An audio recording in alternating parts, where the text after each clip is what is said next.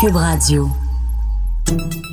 Salut, c'est Charles Tran avec l'équipe dans 5 minutes. On s'intéresse aux sciences, à l'histoire et à l'actualité. Aujourd'hui, on parle de hockey. Pas de hockey, de hockey. Parmi tous les sons étranges que notre corps réussit à produire volontairement ou non, le hockey remporte sans contredit la palme du plus curieux. On comprend pourquoi on éructe, on rote, on sait pourquoi on tousse, on connaît les raisons de nos éternuements, mais le hockey, ça, c'est moins clair. Qu'est-ce qui cause ce bizarre soubresaut? Qu'est-ce que notre corps essaie de nous dire avec des hockey? Voici Frédéric Guindon. Êtes-vous sujet au hockey? Si vous êtes un être humain, y compris un fœtus, il y a de fortes chances que vous ayez été pris un jour ou l'autre par cette succession de spasmes sonores inconfortables et handicapants. Vous l'avez sans doute vécu étant enfant et cela vous faisait peut-être peur parce que vous vous imaginiez rester coincé de la sorte pendant le restant de votre vie. N'ayez crainte, cela n'arrive à personne.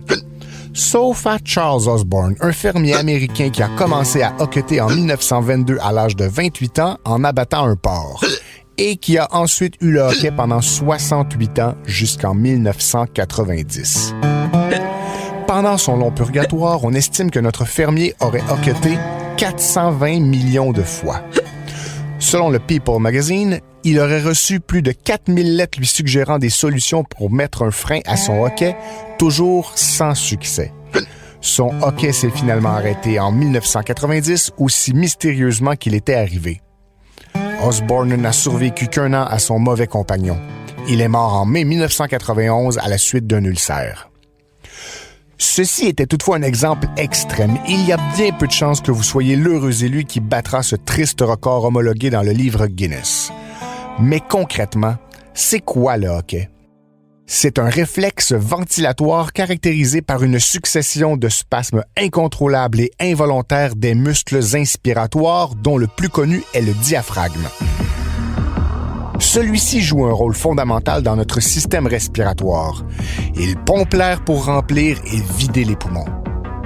Plusieurs facteurs peuvent expliquer l'apparition des spasmes qui se transformeront en hockey. Le hockey peut se déclencher après un repas trop copieux ou avalé trop rapidement, mais aussi en raison de la consommation d'alcool ou de boissons gazeuses, ou encore l'ingestion d'un aliment froid, comme une crème glacée, puis aussitôt d'un aliment chaud, comme une soupe, ou vice-versa.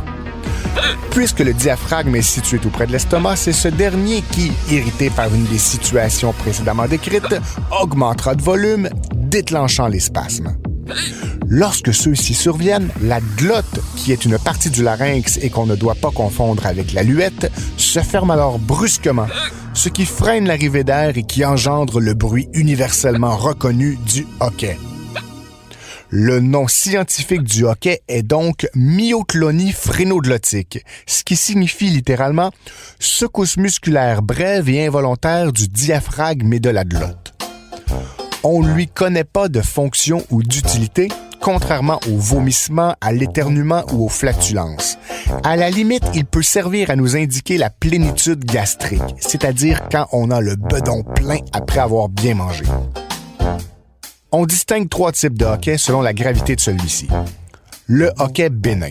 C'est le hockey le plus commun, le plus banal. Il ne dure généralement que quelques minutes et est complètement inoffensif.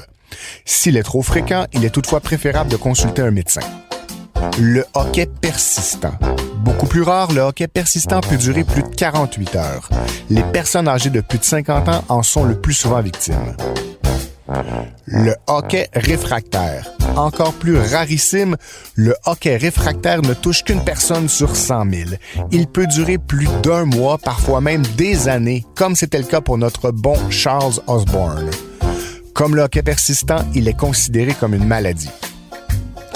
90% des cas de hockey persistant et réfractaire cachent en réalité des maladies plus graves.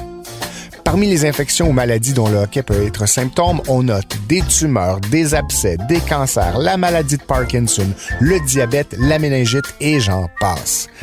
Mais n'ayez crainte. Si vous êtes atteint de hockey chronique, j'ai peut-être une bonne nouvelle pour vous. En effet, en 2006, le prix Nobel de médecine a été décerné à Francis M. Fessmeyer de l'Université du Tennessee pour son étude sur l'arrêt des hoquets chroniques par toucher rectal. Bonne chance. J'ai jamais essayé. Merci, Frédéric Guindon. C'était en 5 minutes.